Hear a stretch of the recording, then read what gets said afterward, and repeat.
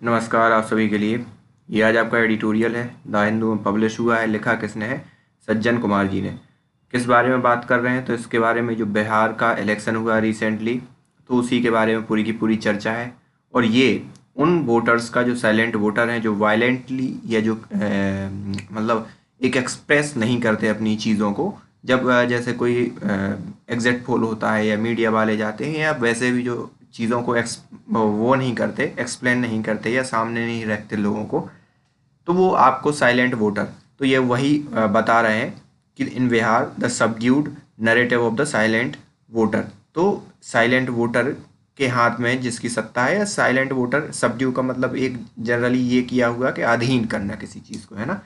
तो और नरेटिव मतलब कोई एक चीज़ का नरेटिव, कहानी कह सकते हो आप, है ना, या कथा, जो भी कहो आप। तो उस चीज़ को क्या किया है इन्होंने, पूरी की पूरी कहानी किसने लिखी? जो साइलेंट वोटर है उन्होंने। ठीक है। एज द फाइनल आउटकम, तो ये उसी पर बेस्ड है, जैसे कि आप इन सब से समझ भी पा रहे होंगे। तो चलिए स्टार्ट करते हैं।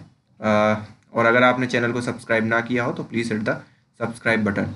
As the final outcome of Bihar election remain confusing at the time of writing this piece. तो इस समय आप ध्यान से सुनते जाइए कि इस समय जब ये लिख रहे हैं तो उस समय तक इनको फाइनल आउटकम के बारे में जानकारी नहीं है। तो ये वही बोल रहे हैं, with the both political alliance the Mahagathbandhan and national democratic alliance competing attain a majority, there one factor which reveal source of confusion unambiguously। तो यहाँ पर सीधी सी बात है, दोनों के दोनों अभी लड़ाई कर रहे हैं, या दोनों के बिटवीन जंग चल रही है किस चीज़ को लेकर, कि कौन मेजोरिटी वोट हासिल करेगा और किसकी सरकार यहाँ पर बनेगी। तो ये स्पष्ट कन्फ्यूज़न है, ये अनएम्बिगुअसली मतलब स्पष्ट रूप से ये कन्फ्यूज़न है इन सब चीज़ों को लेकर। The state quietism of the silent voter in the state. तो यहाँ पर स्टेट का जो साइलेंट वोटर है वो किस तरफ वो होने वाला है, ये अलग बात है। Here here seen from the vantage point of the silent voter.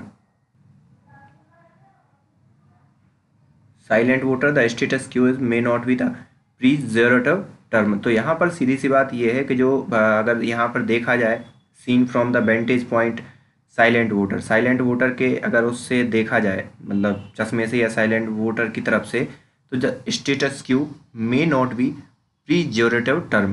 तो यहाँ पर जो स्टेटस क्यू है या यथास्थितिपूर्ण है, वो कोई अपमानजनक टर्म नहीं है, या कुछ ऐसा सीधी सी बात है, यहाँ पर कोई कम होने वाला नहीं है। क्यों? यहाँ पर जो वोट मिले हैं नीतीश कुमार को, वो एक प्रॉपर वोट मिले हैं और यहाँ पर उनके लिए यथास्थिति बनाने में मदद करेंगे। However, this brings us to task of defining the social location and the psychology of the silent voter, which seems to have decisive influence in the ongoing electoral outcome in Bihar। और यहाँ पर भी अब हमें एक task की तरफ इन्होंने वो कर दिया है कि हमें किस हिसाब से जो सोशल लोकेशन है और जो साइलेंट वोटर की है, उनकी साइकोलॉजी को समझना पड़ेगा, जो कि एक निर्धारित जो डिसाइसिव इन्फ्लुएंस रहता है उनका जो भी चुनाव चल रहा है उसमें। ठीक है। तो एक उनका महत्वपूर्ण जो रोल रहता है, और वो किस हिसाब से सोचते हैं और किस हिसाब से वो अपना सोशल उनका बैकग्राउंड रहता है। सीधी सी बात है, ये चुनावी रणनीति का एक पार्ट टाइप का ये बता रहे हैं कि अब हमें ये सोचना पड़ेगा, और इन्होंने हमें सोचने पर मजबूर कर दिया है। In the electoral arena generally it is non dominant and vulnerable social group. Generally जो इलेक्टोरल एरिना में अगर देखा जाए तो ये कोई डोमिनेंट नहीं करते, और वनरेबल सोशल ग्रुप हैं, such as the lower caste and lower section of Dalit that prefer to remain silence. जो जनरली वो क्या करते हैं, जो जितने भी लोअर तबके के लोग हैं या जो दलित हैं, वो जनरली शांत रहना ही पसंद करते हैं। When the narrative is champion by the dominant community in their locality. जब भी नरेटिव क्या होता है, चैम्पियन होता है या जीतता है, तो ये ऐसे समय शांत ही रहते हैं लोकल डोमिनेंट कम्युनिटी के द्वारा जब भी नरेटिव चीज़ें रखी जाती। वही मैंने जो बताया, ये ज़्यादा वोकल नहीं होते। Their silence become all the more profound when leader वो they relate to seems to be a receiving end. तो यहाँ पर जो उनका साइलेंस है वो और गहरी हो जाती है। कब गहरी हो जाती है? जब लीडर वो दे रिलेट टू, जिनको वो रिलेट करते हैं या जिनको वो चाहते हैं, seems to the receiving end, उन्हें लगता है रिसीविंग एंड मतलब जब रिसीविंग एंड पर उनके लिए जब परिणाम मिलता है या जो दिखाई देती हैं चीज़ें तब मालूम चलता है, ठीक है। In any electoral analysis, and inadequate factoring in this silent narrative lead to seeing a wave which was never there in the first place. और जब क्या होता है, जब भी इलेक्टोरल जो एनालिसिस होता है, जैसा कि आपने देखा होगा, अगर आप इस चीज़ को प्रॉपर अगर मॉनिटर कर पा रहे होगे तो ये एडिटोरियल आपको और इजी होने वाला है। इनका ये मतलब है कि जैसे आपने देखा होगा एग्जिट पोल के जो रुझान है वो क्या थे, एनडीए के अगेंस्ट थे, ठीक है, और एनडीए को लगभग 80 सीटों के अराउंड सीटें दिखा रहे थे, लेकिन यहाँ पर जो एनडीए है उनको ज़्यादा वोट मिल गए। तो ये वही बात बोल रहे हैं कि in any electoral analysis inadequate factoring, adequate मतलब अपर्याप्त रूप से क्या करना, चीज़ों को अलग अलग करके देखना, ऑफ साइलेंट नरेटिव, जो साइलेंट वोटर हैं या साइलेंट वोटर की जो कहानी है उनको, lead to seeing a wave, वो लीड करता है जब आप इन चीज़ को नहीं समझ पाते तो वो आपके लिए कहाँ ले जाता है, which was never there in the first place, इस टाइप की वेव को दिखाने में मदद करता है जो कि पहले प्लेस पर नहीं थी, ठीक है। In case of Bihar, while the sign of anti incumbency, अगर बिहार की बात करें तो जब एक एंटी इनकम्बेंसी का साइन था, वर विजिबल अगेंस्ट नीतीश कुमार, जो कि नीतीश कुमार के अगेंस्ट दिखाई दे रही थी, its transition into vote against him, Janata Dal united और JDU was not at seamless as seems to be. तो यहाँ पर अब जनता दल यूनाइटेड मतलब को इस हिसाब से दिखाई नहीं दे रही है कि जैसे कि वहाँ पर उन्होंने एनालिसिस किया था, rather it was layered around the identification line of caste and communities, the dominance and material issue notwithstanding। तो यहाँ पर सीधी सी बात है कि जो पूरे के पूरे जो मुद्दा बना वो इन सभी आइडेंटिफिकेशन लाइन क्या रही, कास्ट रही, कम्युनिटीज़ रही, बजाय इसके जब आपके जो मटेरियल इशू थे वो उसके सामने नहीं खड़े हुए, सीधी सी बात है, ठीक है। नरेटिव एंड प्लेयर्स, अब नरेटिव क्या है और प्लेयर्स क्या है। In hindsight the social base of electoral narrative resonating across the Bihar had three distinct takers। तो यहाँ पर अगर देखा जाए तो सोशल बेस और जो नरेटिव रीजनिंग है बिहार के अंदर, तो तीन अलग अलग टेकर्स हैं। वो कौन कौन से हैं? पहला ये है कि while there was a general sense of disappointment with Nitish Kumar, not every section wanted to dessert him. तो यहाँ पर सबसे पहले तो ये है कि जनरल जो सेक्शन है वो डिसअपॉइंट था नीतीश कुमार से, ठीक है। Every section, not every section wanted to desert him. तो डिसर्ट हिम मतलब कोई ऐसे मतलब हर एक सेक्शन ये नहीं चाहता था कि नीतीश कुमार अलग हो। While a significant section of upper caste deserted him, बहुत ही लेकिन सिग्निफिकेंट सेक्शन, एक महत्वपूर्ण सेक्शन है जो अपर कास्ट का, उन्होंने क्या किया, डिसर्टेड हिम, अलग किया। The lower backward caste and Mahadalit did not seems to have shared the enthusiasm of the pro-change narrative। तो यहाँ पर जो सबसे लोअर क्लास के या महादलित लोग हैं उन्होंने किसी टाइप के कि सत्ता में परिवर्तन होनी चाहिए इस टाइप का नरेटिव उनके माइंड में नहीं था। Rather they remained silent on the question of leadership. अब ये बात अलग है कि सत्ता चेंज नहीं करना चाहते थे, लेकिन उन्होंने लीडरशिप पर जो क्वेश्चन हुए उन पर अपनी साइलेंट दिखाई कि कौन होगा ये नहीं, लेकिन वो एनडीए को ही चाहते थे। 2 while majority of upper caste turning their back on Nitish Kumar ensure GD's defeat in as many 30 seats by voting for rebel candidate from the Bharatiya Janata Party fielded by the regional party such as the Lok Janshakti Party and the Rashtriya Lok Samta Party, they were worried of prospect of the Tejaswi Yadav becoming the alternative। तो यहाँ पर जो बड़े बड़े कहने चाहिए upper caste के जो वोट थे उन्होंने क्या किया कि जेडीयू को नुकसान पहुँचाया, और किसके थ्रू नुकसान पहुँचाया, एलजेपी के थ्रू, क्योंकि वो नहीं चाहते थे कि आरजेडी वहाँ पर एक अल्टरनेटिव के तौर पर उभर के सामने आए। This is despite the fact that attempt to consciously shift the prevailing perception of the RJD from being particular caste centric to an umbrella party. तो यहाँ पर ये जो है this is despite fact that attempt to consciously shift the prevailing perception of RJD from being a particular caste centric party to umbrella party. और इस चीज़ ने जो अटेम्प्ट किया आरजेडी पार्टी ने कि भाई वो यादव और कुछ एक लिमिटेड जो सोसाइटी की पार्टी होकर ना होकर एक पूरी की पूरी पार्टी बने, तो वो भी क्या हो गया, फैक्ट जो है या जो वो है पूरा का पूरी चीज़ फीकी पड़ गई। 3. The demographically significant intermediary caste such as the Yadav were over enthusiastically consolidate behind the RJD and peddled the pro Tejashwi narrative फर्वेंटली मतलब जोशीले रूप से उन्होंने क्या किया, जो डेमोग्राफिकली जहाँ यादव लोग ज़्यादा थे उन्होंने तेजस्वी को सपोर्ट किया और उसी चीज़ को मतलब इस नरेटिव को फैलाया कि तेजस्वी को ही वोट देना है टाइप की चीज़। इन दिस बैकड्रॉप मतलब पृष्ठभूमि, in this backdrop anti Nitish Kumar narrative had a larger support base as compare to the pro Tejashwi narrative. तो यहाँ पर अगर देखा जाए तो जो नीतीश कुमार के जो अगेंस्ट थे वो ज़्यादा बड़ा दल था बजाय इसके कि जो तेजस्वी के सपोर्ट में थे। However, since the anchor of these electoral narrative were primarily the dominant community from both the upper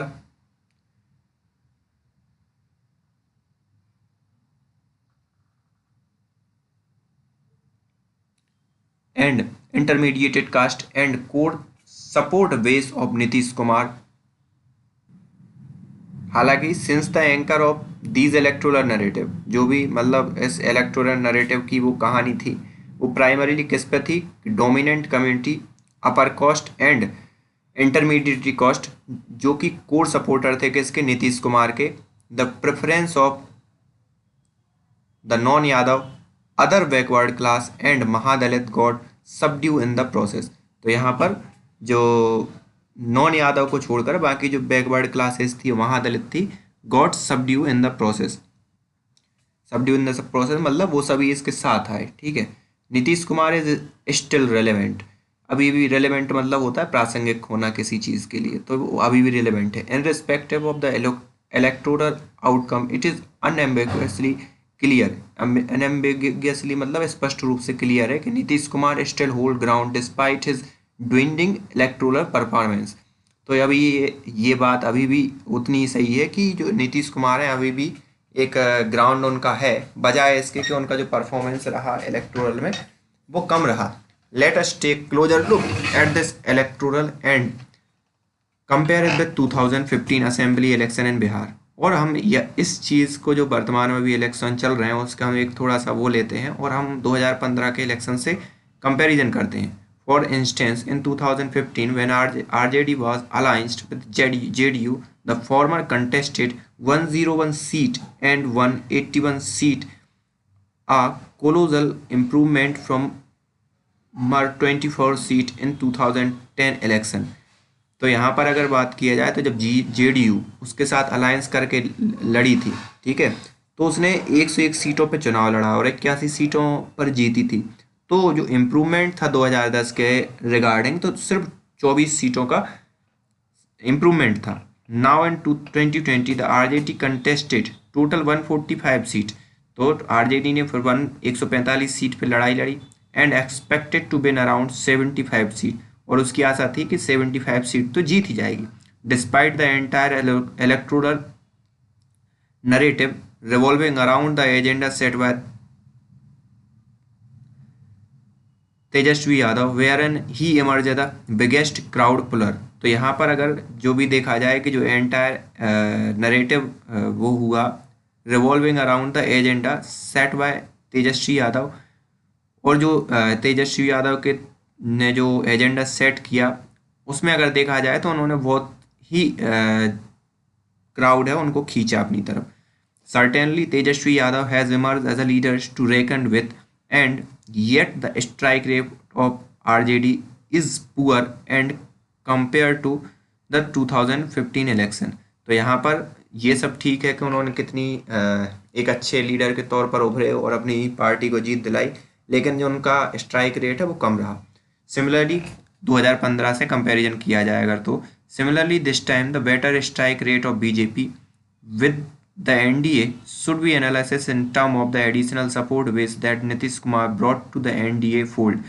तो यहाँ पर सिमिलरली इसी समय अगर देखा जाए तो एनडीए में जो बीजेपी है उसने क्या है अपना स्ट्राइक रेट ज़्यादा अच्छा किया 2015 के कंपैरिजन में, और इस समय उनके लिए नीतीश कुमार का क्या था, सपोर्ट था। With the fewer number of seat of BJP contested in 2020 compared to 2050, it is winning more seat despite Prime Minister Narendra Modi campaigning less intentionally than 2015। तो यहाँ पर अगर 2015 के कंपैरिजन किया जाए तो बीजेपी ने कम सीटों पर चुनाव लड़ा और साथ ही साथ ज़्यादा सीटें जीती कम। अगर इस बारे में कंपैरिजन किया जाए कि जो प्रधानमंत्री मोदी ने है कम प्रचार किया 2015 की अपेक्षा, इंटेंशनली मतलब इरादित रूप से। Hence the centrality of Nitish Kumar in the electoral arena of Bihar remain intact. और यहाँ पर अगर देखा जाए तो जो सेंट्रलिटी है या केंद्र बिंदुता है किसकी, नीतीश कुमार की, या सीधी सी बात है जो महत्ता है नीतीश कुमार की वो अभी भी क्या है, इंटैक्ट है। इंटैक्ट मतलब मजबूती में है या बरकरार है, जो भी आप कहो।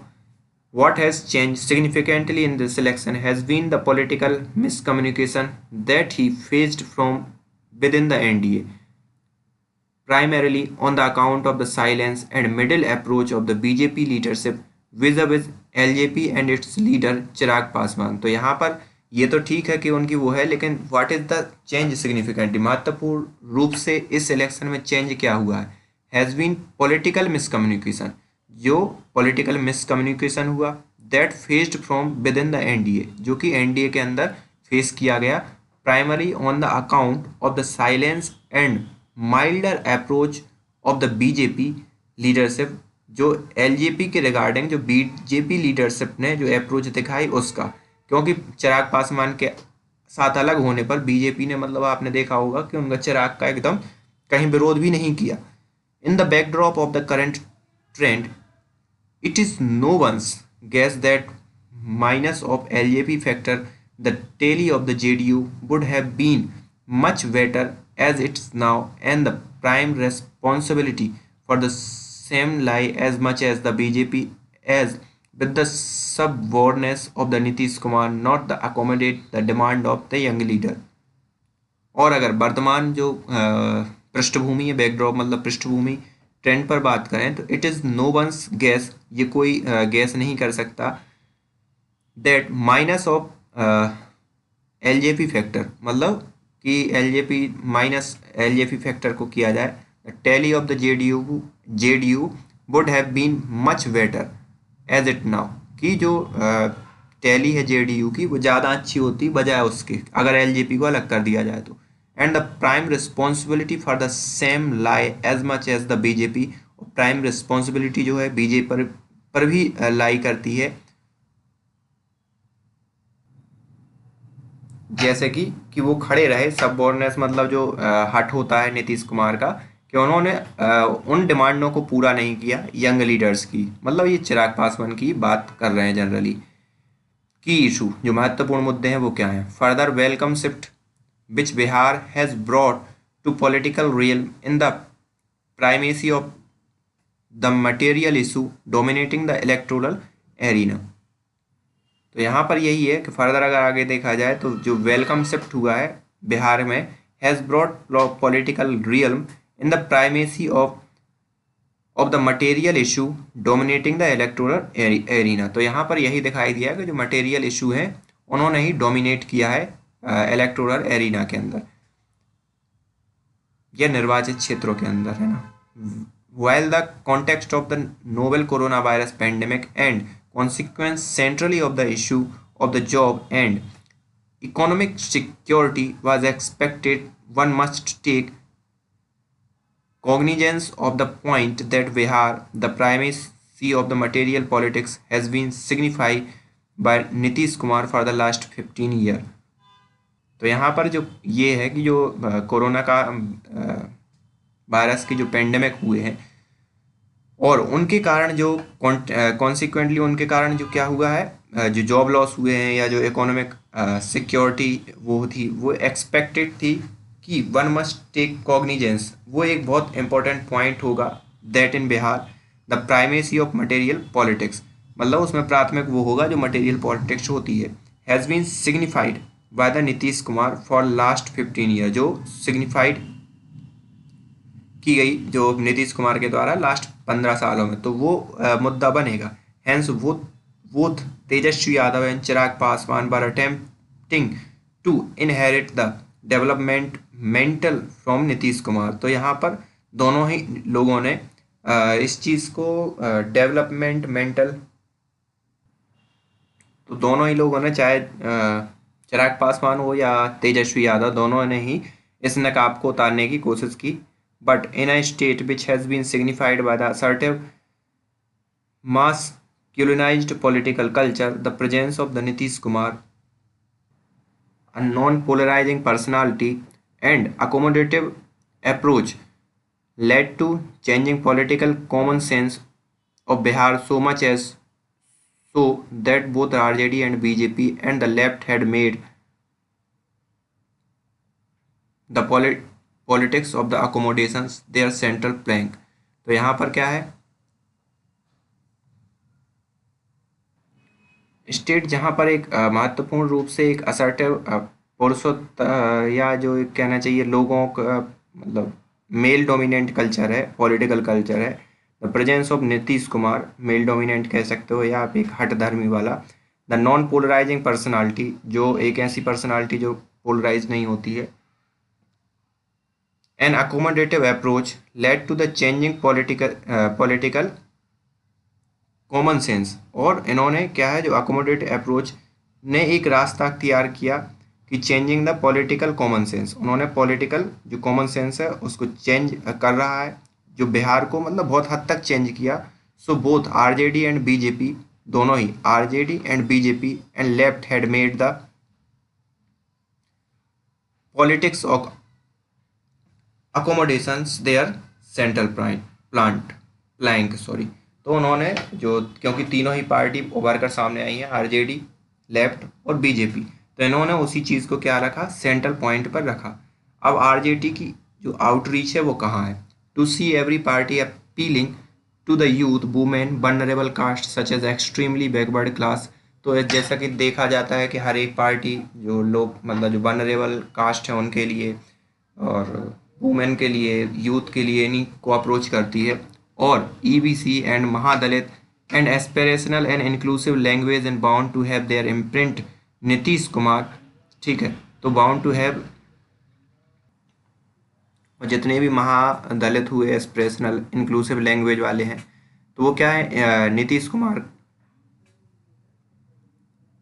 को ही मतलब पसंद करते हैं। ठीक है, टू द क्रेडिट ऑफ तेजस्वी यादव, और इस चीज़ के लिए तेजस्वी यादव को क्रेडिट देना पड़ेगा कि the RJD has attempt to adopt itself on new aspirational plan. तो यहाँ पर उन्होंने भी एक अडॉप्ट किया है इटसेल्फ कि एक नए महत्वाकांक्षी प्लान को गढ़ने में। For the first time the party of has given significant representation of EBC has appealed to every sections rather than going to the familiar plank of forward versus backward and shifted to narrative of the economic justice of account for emerging vulnerability among all section। तो यहाँ पर पहली बार जो RJD का जो approach रहा वो इस हिसाब से रहा कि हर एक तबके के लोगों को उन्होंने चीज़ों को प्रमुखता दी, बजाय इसके कि पहले जो फॉरवर्ड और बैकवर्ड की पॉलिसी चलती थी या राजनीति चलती थी उनके रिगार्डिंग करते राजनीति। All the role play by the left party has been significant in terms of restoring the primacy of material and civic issue of the everyday life। तो यहाँ पर जो अगर उनकी बात करें जो लेफ्ट पार्टी हैं, तो उन्होंने भी, left party has significant in term of the restoring the primacy of material and civic issue. तो उन्होंने रीस्टोर किया है बहुत से जो मटेरियल और सिविक इशू। अगर आपको इन सब के बारे में ना मालूम हो तो आपको ये मालूम होना चाहिए कि बीजेपी कब जीतती है, कांग्रेस कब जीतती है और कम्युनिस्ट पार्टी कब जीतती हैं, और इनका मुद्दा कब कब कैसे कैसे बनता है, तब इनकी प्राथमिकता होती है। इन सब चीज़ों को समझने के लिए, इस पूरे के टर्म को समझने के लिए आपको ये सब चीज़ों को मालूम होना आवश्यक है। चलिए, लेकिन अभी हम तो एडिटोरियल पे हैं, वो एक लंबा बात हो जाएगी, लेकिन आई होप आप इसी से समझ पा रहे होंगे कि इन्होंने इस सब चीज़ों को क्या लिया, प्रमुख मुद्दा बनाया और इसी कारण लेफ्ट पार्टियां यहाँ पर जीती। The fact that the vulnerable section constituting the social base of silent voters chose to support the NDA significant number on account of the Nitish Kumar factor, thereby making it the waveless election is testimony to fact that anchor of political change need to resonate with the aspiration of anxiety of vulnerable section more prominently rather than enthusing the dominant community supporting them. तो यहाँ पर क्या है कि जो the fact that, एक fact ये है कि जो वनरेबल सेक्शन है वो किसको कॉन्स्टिट्यूट करता है, सोशल बेस उनका जनरली क्या रहता है, जो साइलेंट वोटर, मतलब सीधी सी बात है, जो महादलित या ये सब हैं ये साइलेंट वोटर की तरह काम करते हैं और उन्होंने चूज किया या उन्होंने मन बनाया किसको सपोर्ट करने का, एनडीए को, इन सिग्निफिकेंट नंबर ऑफ अकाउंट, और एक significant number of account of Nitish Kumar factor.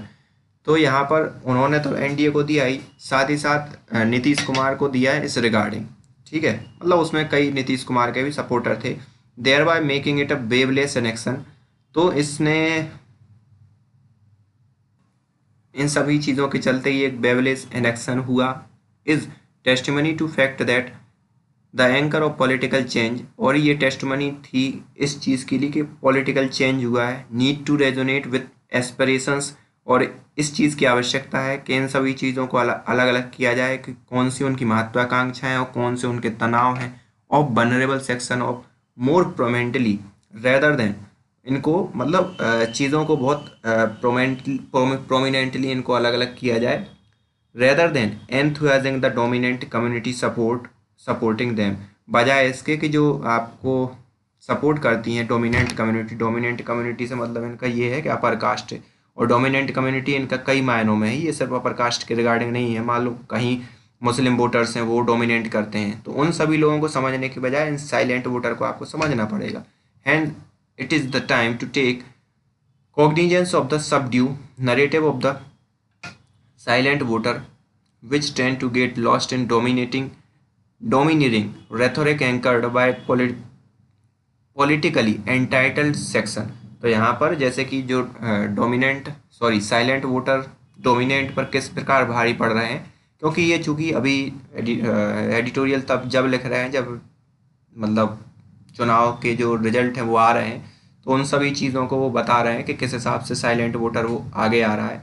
This is the most desirable take away from Bihar, और इन्होंने ये कहा कि ये जो डोमिनेंट कास्ट थी वहाँ से ये जो साइलेंट कास्ट पर जो टेक अवे हुआ है वो बिहार में पहली बार देखा है, और ये एक बहुत महत्वपूर्ण हुआ है अभी बिहार में। So this is the all editorial of today, so thank you for today.